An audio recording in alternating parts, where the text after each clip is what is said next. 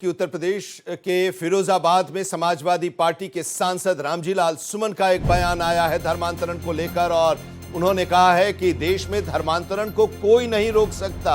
रामजी लाल सुमन ने कहा कि समानता न होने तक देश में धर्मांतरण नहीं रुकेगा, ये चलता रहेगा। हिंदू धर्म में असमानता के चलते ही धर्म परिवर्तन हो रहे हैं। हम आपको बता दें कि धर्मांतरण का जो ये पूरा मामला सामने आया है, जो छांगुर का रैकेट सामने आया है और उसके जरिए लोगों को गिरफ्तार किया जा रहा है और उन पर कार्रवाई हो रही है, उसके बीच में रामजी लाल सुमन का ये जो बयान आया है वो जरा एक बार आप फिर से सुनिए। देखिए, व्यक्तिगत तौर से किसी ने प्रलोभन बस कोई धर्म परिवर्तन किया हो, कोई निकाह किया हो, मैं नहीं जानता। व्यक्तिगत बातें अलग हो सकती है, लेकिन कुल मिलाकर के समाज का जो मिजाज है, इस देश में धर्म परिवर्तन क्यों हुआ? मैं अभी बोला था, महात्मा गांधी और स्वामी विवेकानंद दोनों ने कहा था कि हिंदू धर्म अगर समानता का धर्म नहीं बन सकता तो हम ये चाहेंगे कि धर्म नष्ट हो जाए। जब आप लोगों को मंदिर में जाने से रोक रहे हैं, अखिलेश यादव जी के मकान छोड़ने के बाद आप गंगा जल से धो रहे हैं, तो ये पिछड़े दल क्या सोचेंगे? धर्म परिवर्तन की पूरी जिम्मेदारी हिंदू धर्म के ठेकेदारों की। जब तक हिंदू धर्म में विषमता रहेगी, समता का भाव नहीं होगा, तो इस देश में धर्म परिवर्तन होगा, कोई रोक नहीं सकता। देखिए, और पवन singer, editor Bharat express Uttar Pradesh के हमारे साथ जुड़े हुए हैं।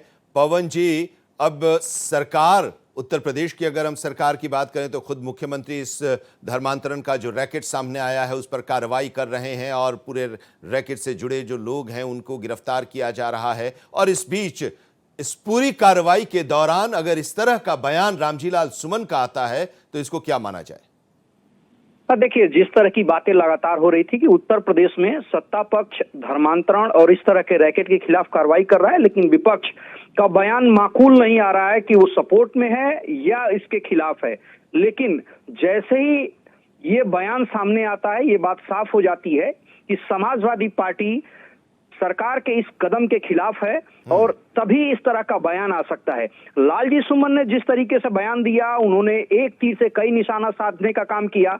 उन्होंने अखिलेश यादव का नाम लिया। अखिलेश यादव जिस बात को लेकर के लगातार बोलते रहे कि जब सत्ता परिवर्तन उत्तर प्रदेश में हुआ तो गंगा जल से 5 कालिदास को धोया गया।